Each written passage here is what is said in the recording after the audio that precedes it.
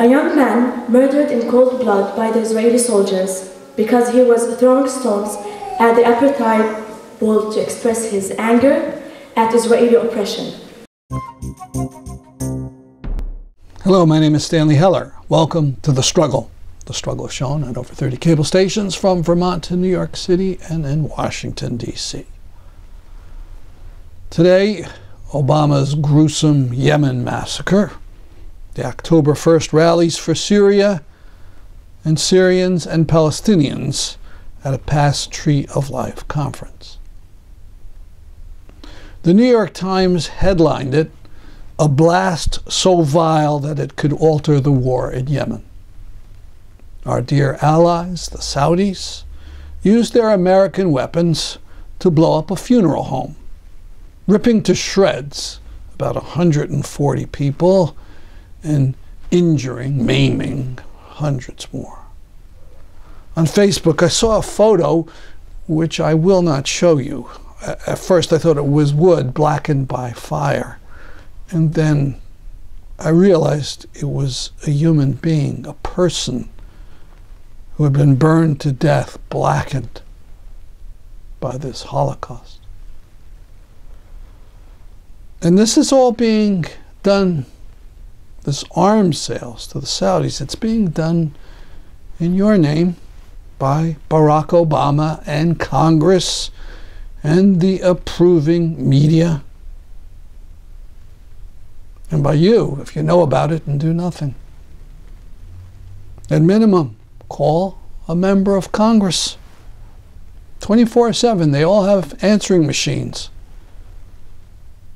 Demand that they speak out in public against this noxious, poisonous, murderous U.S.-Saudi alliance.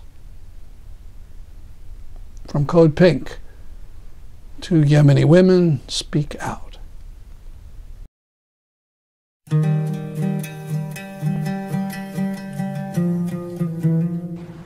This is a 1.5-year Saudi war on Yemen. Saudi started war in Yemen because they want to restore the former President Hadi to power, who has been elected in a corrupted election. He has no opponents and whose term has expired. They have been bombing houses, factories, hospitals, schools, bridges, even historical places. There are a lot of victims and they have brought everybody's silence. The US is totally involved by providing them with weapons and by helping them financially and even with the intelligence gathering. My daughter has a friend, a 12-year-old, who left her house to buy something from the supermarket. She came out to find out that she lost her father, mother, and her brother because of a bombing. My daughter now doesn't want to leave my sight. Why? Because she prefers to die with us. Please, everyone, we can do something.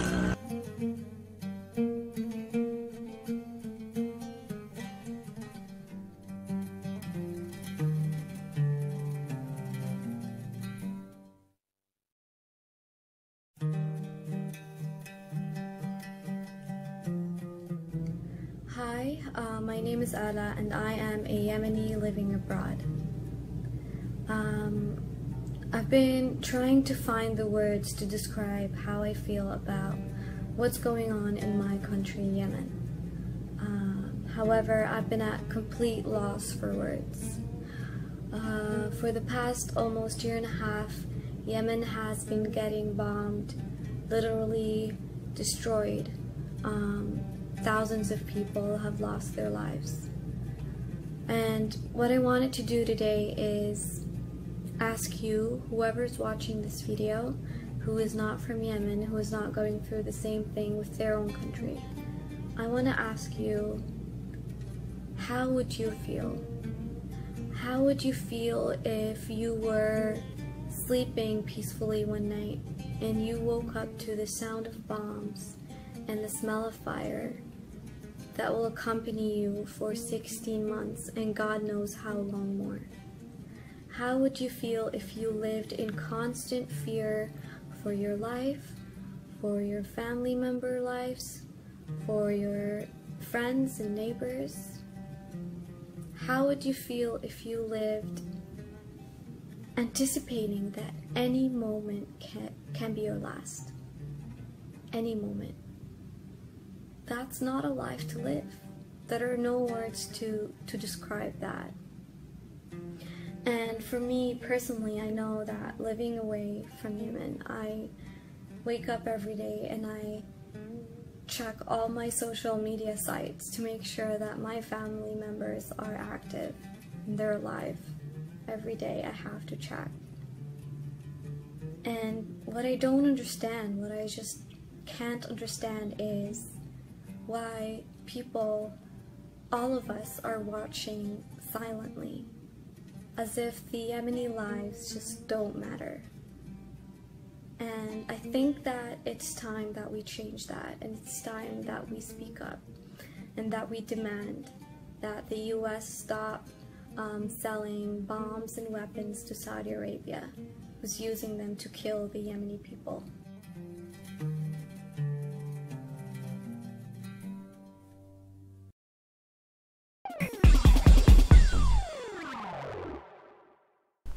Activists called for October 1st to be a day of rage against the ravaging of Aleppo by jets of the Russian thug Putin.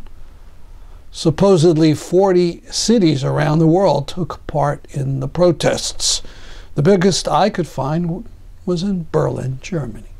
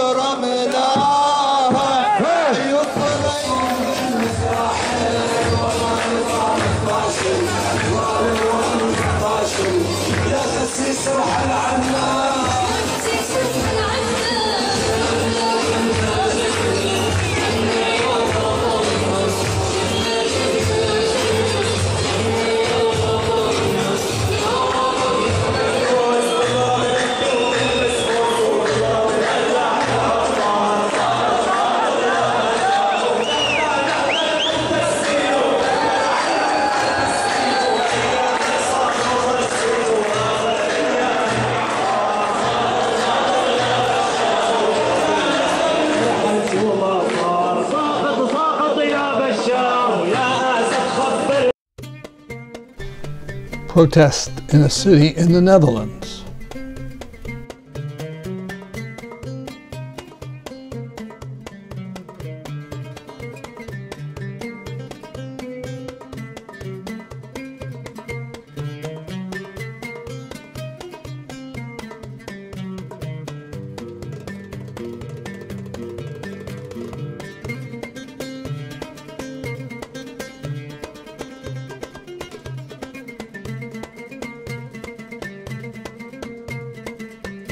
A very creative recreation of Aleppo after an Assad or Russian bombing.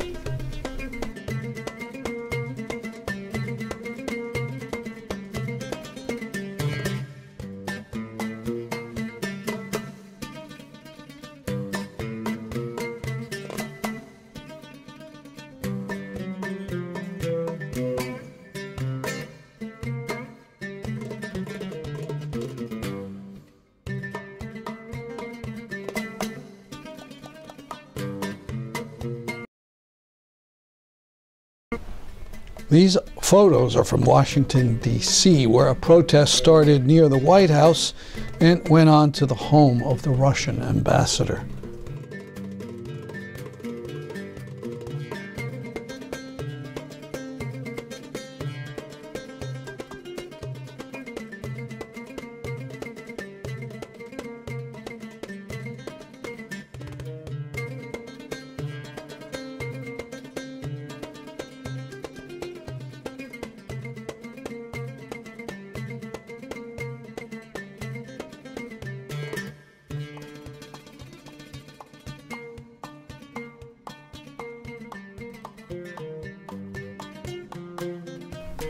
For those who have been fed the nonsense that Obama is seriously trying to rid the world of Assad, these photos should be somewhat of a surprise, but they shouldn't be. The last so-called ceasefire deal was an attempt by Obama and Kerry to join up with Putin. 1 million under siege, and I add, the United Nations is only airlifting food to one city, and that city ruled by Assad. These people see things clearly.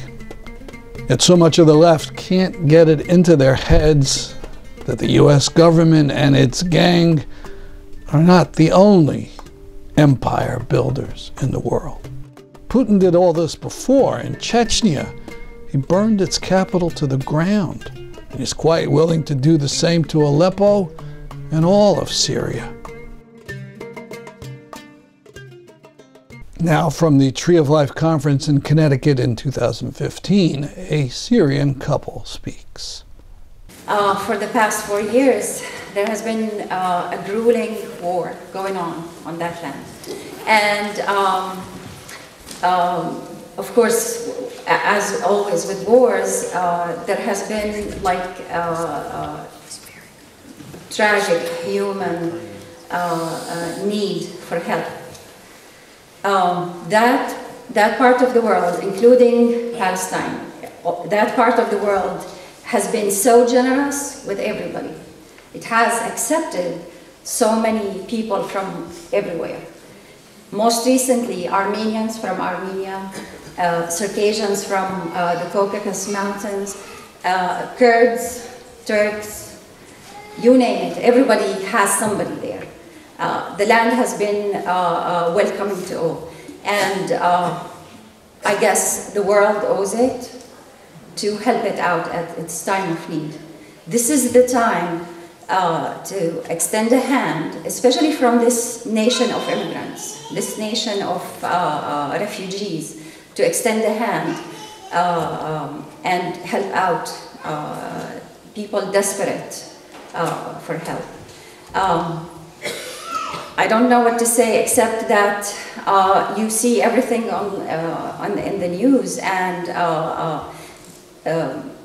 as with the generous soul of this country, it's within its tradition to welcome people in need.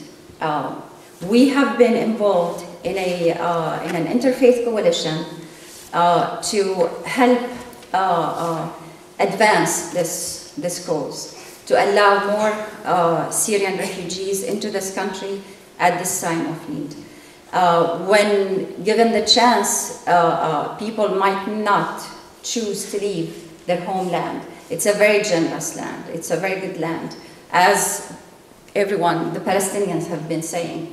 But at this time, in order to survive, in order to keep a family, in order to send your kids to school, many people have been feeling pushed to leave. It was not their choice in the first place. So we are asking that people here support this cause out of their good heart and help someone in desperate need. Good evening. Not much to add to what my wife has said. You are quite aware of what's going on in Syria. You have seen it over and over again. I'm not here to stress the need for us to help out. I'm here to thank actually the Tree of Life for looking beyond the politics and the religion divide and all the differences that can divide people, and focusing on the common cause and the human need that exists in different parts of the world, including Palestine. I've always admired the Tree of Life for their efforts to look beyond all the pressures, all the media, all the propaganda, and try to understand the conflict the way it is, and try to lend a helping hand based on human need. And today you see the tragic situation that the Syrian people are going through, and the number of people who are fleeing their country, not because they want to flee, but because their lives are on the line, and there is no way that they can stay where they are. And you will see, if some of them will end up coming here to this community, you will see that they will try their best to become independent in a very short period of time. And they will either return to their home when the circumstances allow, or they will blend very nicely in this community like we did when we came to this country in 20 or 30 years ago, or more than that for me. You know, in short, I would like to encourage all of you to extend a helping hand, and as you have done always in the past, to look beyond the politics and what you hear about, you know, who's right and who's wrong, and just look at the human need and try to help out. Thank you so much.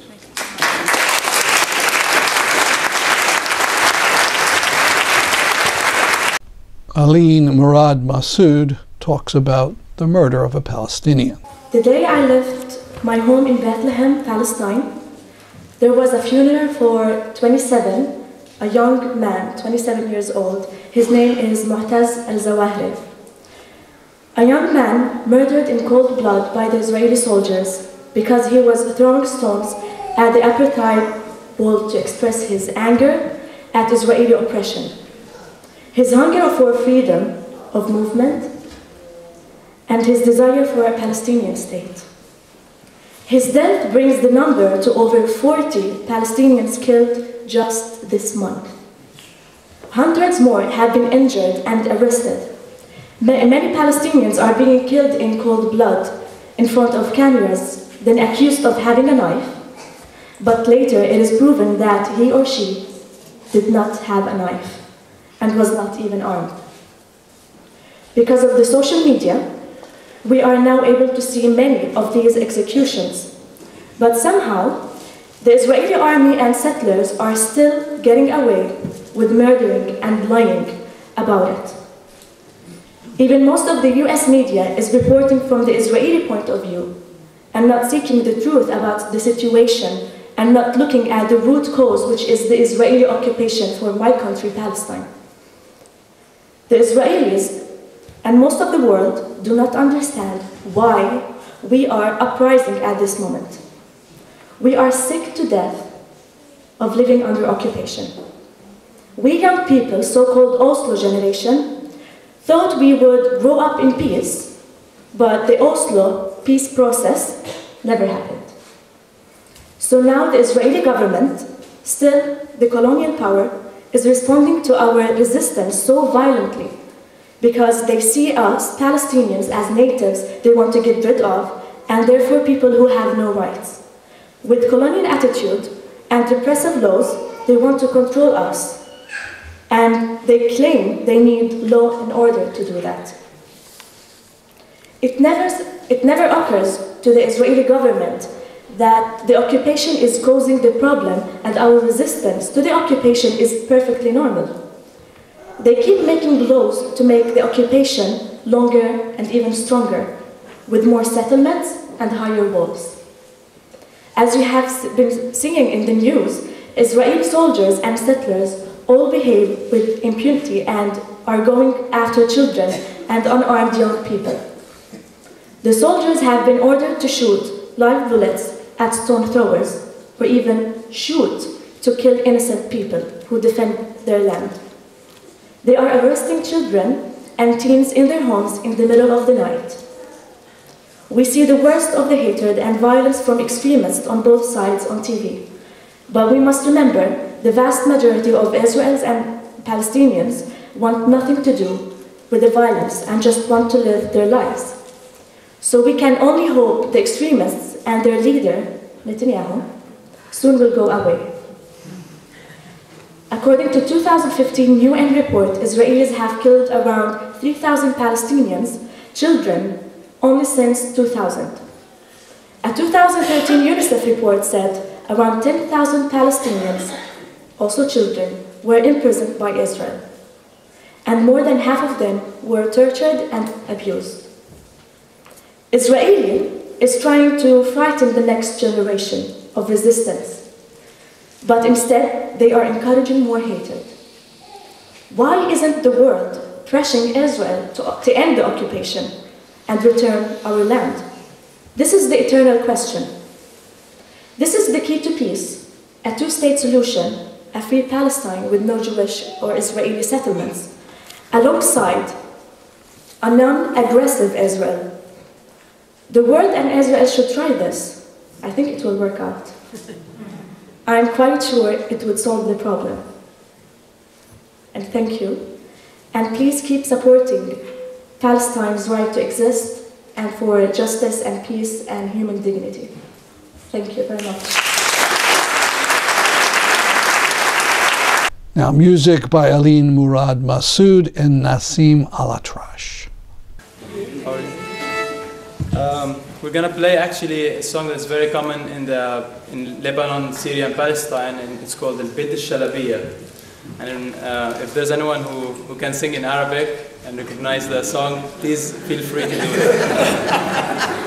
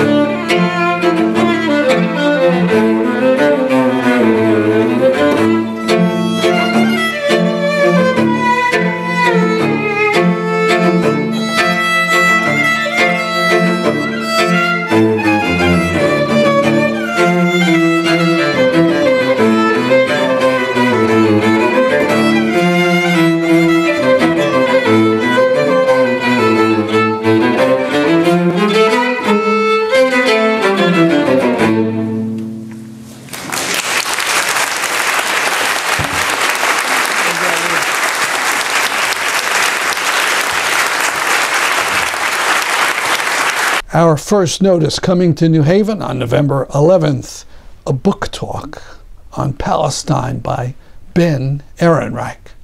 Mark the date. That's our program for today. See you next week at this time. I'm Stanley Heller, and this is The Struggle.